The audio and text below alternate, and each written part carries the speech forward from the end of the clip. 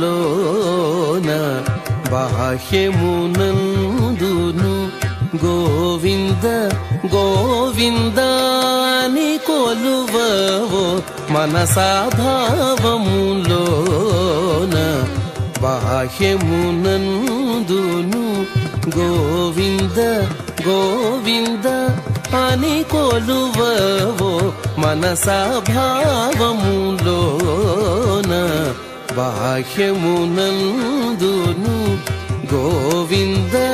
గోవింద అని కొలువవో మనసా భావములోన